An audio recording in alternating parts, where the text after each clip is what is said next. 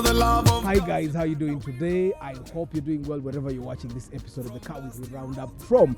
This is Arthur, your man, Ateda Oriku for the love of cars, Uganda. Today is 11th October 2025 and this is the Independence Week. The people that celebrated independence, welcome back. I hope it makes sense to you and to all of us as time goes on, and of course to the campaign season, which means that our ideal candidates are campaigning. I hope it's also going very well, and I also hope that you're ready to go and vote. Probably the other thing that I need to remind you of is that there is the ID renewal process right now. Everyone is required to go and renew their ID details. Now, there are people that got their IDs probably last year or in the 6 months, and the past 6 months. But even when your ID has not expired, go and renew it. Why? They have other things they have added. They take pictures of your eyes. Did you renew?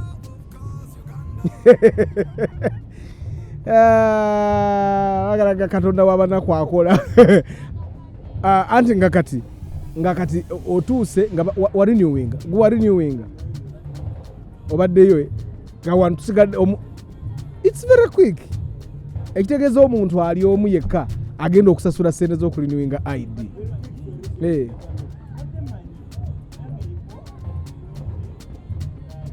Kati togenda, we shall use you as an example. So, but everyone is supposed to go and renew their national ID. Now, forgive our doing the news here like this. Amasanyalaze gagenze UEDCL, congrats mwafuna omulimu gwagubajjako bali abasajja ne mubalemesa ne so far the job temunagukola bulungi okusinzira ku complaints zetuwulira mu bantu. Omulimu gukyabalemye. Simanyi kirayika mwali ku staff yonna nga bwe yali mu meme ne mugireteebwa mmwe mutandika okukola, but I hope you guys get better at the job. Fenna tuyiga buyizi, nange bwe nali nkola weekly round up the first time saali mulungi bwenti. Namwe tusuubira mujja kuyiga. Naye bwe mba mwetagayo bamasenare webali wano basobola okuwayaringa. Testa amanyi weekola ogikwatako eno n'oteeka muli ne kaaka bwe kaaka amasannyalaze gaba weegali, bwe katalaka gaba tegaliiwo, magala amanyi ogikwata, kyatamanyi kwe kulinnya emiti. So you can hire some of these people here, ne bajja ne batereeza.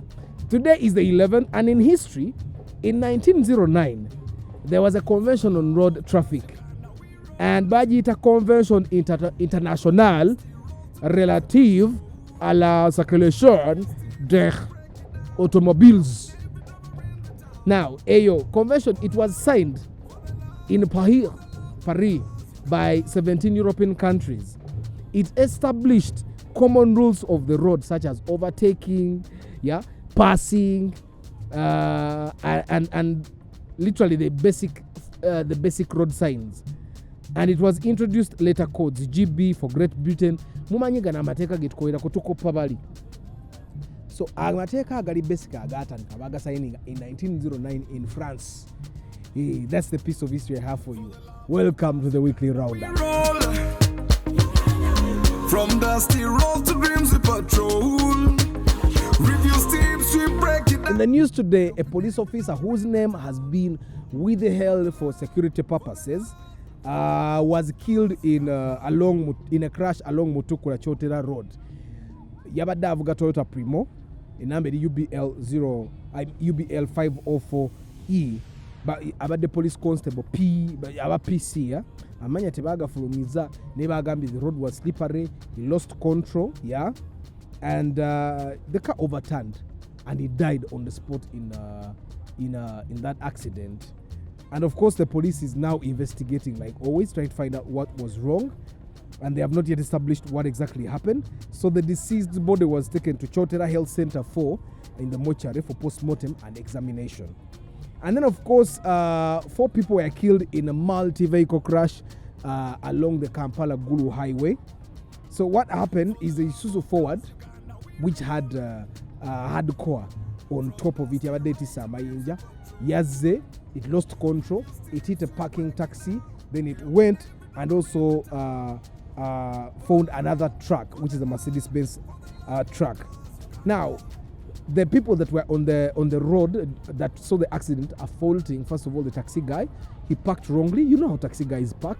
He parked wrongly, first of all. But also, the truck could have lost control because of braking system, or the driver was on phone. Ennaku zino badriver b'ebimotoka bavuga nga beekwata video okulaga nti bamanye emmoroka. That could have been something. He lost control, hit the taxi, and 4 people died on the spot. Then n'agenda n'alumba ne Benz. And that was what was in the accident. What's the takeaway that we have?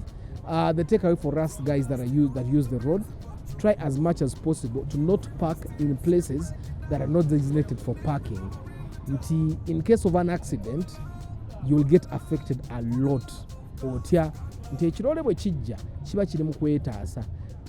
Ebiseera ebisinga where the designated parking areas are, there you will find that tewabeera nnyo barricades, era n'abantu abanaatomera tebatera kugendayo ababiroole.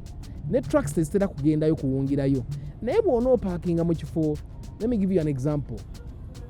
Oli ku Masaka Road, n'obuuka parking areas, n'obuuka fueling stations, no parking awo ku bbali awo ku barricades, nota parking ku stage. Waloole bw'ajja okutaasa okwetaasa, tagenda kulumba stage, ajja kwagala kulumba any barricade that is in the way. Kitegeeza bwe banaabasala omusango naye bagenda gwokusalira. Let's park in the safe areas, but also nammwe abavuga loole, maintain your trucks, so that the truck is in good condition. Gula brakes, muleme vuga brakes kutuuka kuzimalako.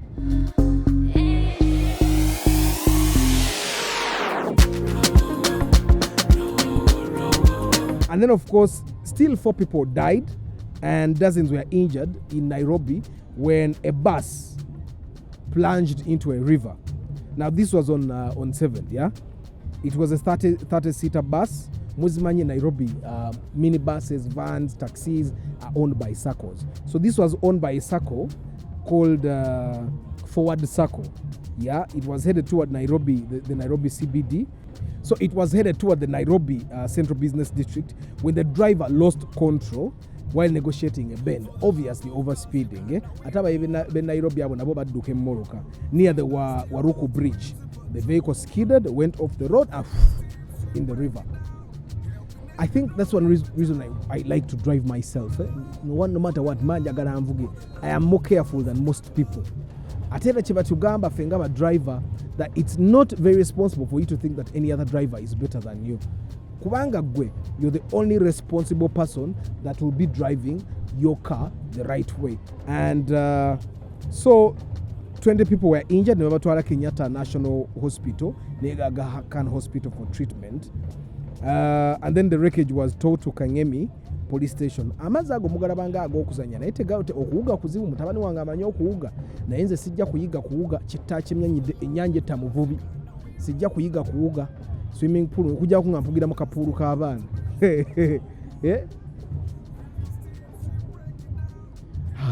Nze jjajja wange tamanyi kuwuga, gw'omanyi emyaka gy'alina tajja kuwuga, ajja kutuuka okufa nga tawuze. Gwe taata wamanyi okuwuga tasobola kubanga amanyi okuwuga.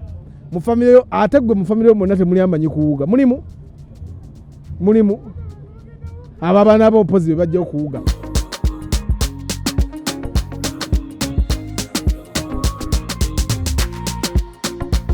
And then of course Tesla is facing a US probe after crashes linked to self-driving mode. Now you know Tesla has a fully autonomous driving mode in their cars. Nti emoroka esobola okwevuga n'ejja n'etwala ewandigiya. That's a feature they have.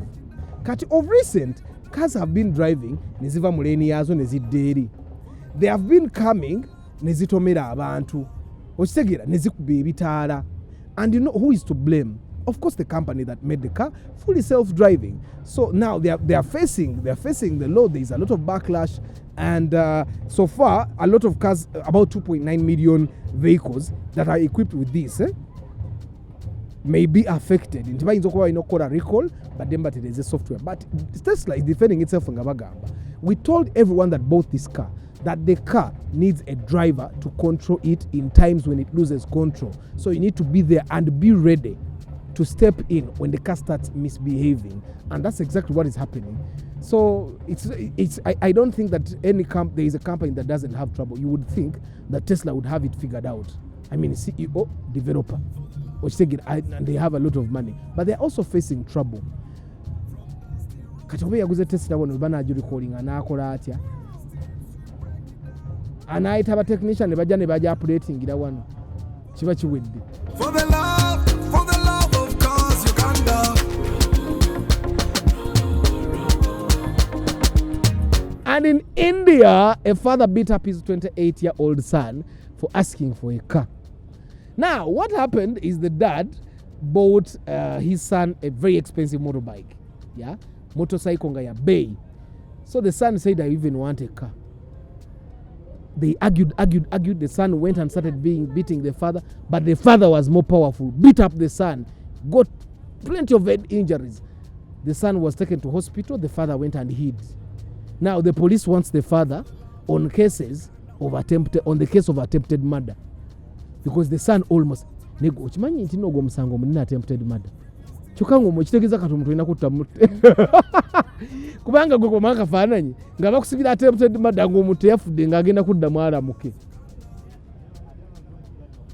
ate era bakusibe kuba gwe ogugusibye teguliiko fayini mbw'obasasulayo miliyoni ziizino olina kati omuntu gwe wakubye olina muzza bbali muteese omuweere ssente eri agambe nze sikyali interested naye sente z'abagenda okujjamu ozimanyi nze kyovula sirwana gwe attempted ekitegeeza ne kuba luyi nti n'ozirika n'ogenda mu kkoma attempted murder. Hey. So even in India it's a criminal case and it's very serious. For the love of cause Uganda we roll from dusty road to... And then of course you guys need to understand that Ferrari has debuted its fully electric race car. Tujajita performance vehicle because it's not even a race car. Ekuwe mitena, so that means 3 passengers and the driver, and it gives you 4 doors instead of a 2-door that we know Ferrari to be known for. And apparently Ferrari batandise struggling nga tebakyalina bulungi sente, but their car gye balaunchinze it gives you up to over 1000 horsepower, and it goes from 0 to 100 kilometers in 2.5 seconds. That's good. Nekati wane Kampala obogenda bivugawa. That's powerful. And then it has a battery quoted at 122 kilowatts. Yeah, that's the gross. Buli eina mota mu buli kugulu. Ezo mota zezijiwa amaanyi. And now, of course, Ferrari is what they are planning is to have like 20% of their vehicles, 20% of the produced vehicles to be fully electric by 2030. Kati chenebuza gwe golo kijoina by 2030. Because now to him 2025. What's goal do you have by 2030?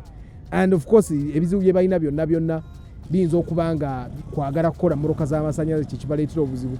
But obviously, most companies are pushing towards creating fully electric vehicles because of the emission rules that are coming out of literally every country, but also to be friendly for the environment. Kong's Ferrari.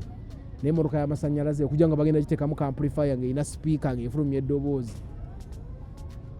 nga piki ovuga emmotoka y'amasanyalaze mukama atusaasire. For the love of cause Uganda we roll from dusty road to... And the tip of the week, guys, the tip of the week is go transfer ownership of your vehicle. Chikolo olwaleero ebintu bikyuka. Emabega ko wali omuntu abadde afa n'otetenkanya transfer. Kati bagambye omuntu bw'afa. You need administrator rights. Kitegeeza omuntu bw'afa kati ng'oli atannazaala. Kati anaabeera agenda ofuuka administrator wa assets zo. Era ennyumba gitunde tugulemu emmotoka. Wakati ennyumba etuyamba ki? Katozaala. Oba olinayo obwana bwe tutamanyi. Ate kati bw'aba azaale. Kati sofa olinga atazaala. Naye noono bali babiri. Bali babiri. Kati mzeeyi ani agenda obeera administrator w'ebintu byo. Kati kandi ezo family nyingi ezo zezijja otuleetera ebizibu buli omwe ayagala alyeko. Anti kati nze njagala okutransferinga emmotoka eve mmanyago. Okitegeera? So guys, transfer your car to your names today, because bw'otaakyusa emmotoka eyo omusajja ayinza okufa alina okukuwa transfer n'osanga nga bikalubyemu nga bakusaba death certificate, bakusabye administrator from the administrator and all that. So go ahead and transfer your car. Noonya clearing agent gw'omanyi oba omuntu asobola okuyambako oba broker gw'omanyi akuyambeko okule transfer emmotoka edde mmanyago.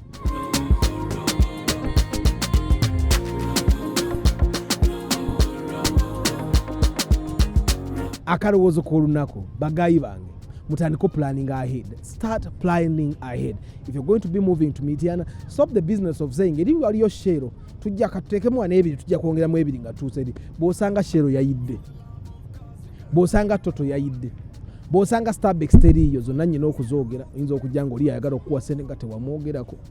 Bw'osanga Lukumani bw'osanga Sekataweena gye yagize mpa amannya awo.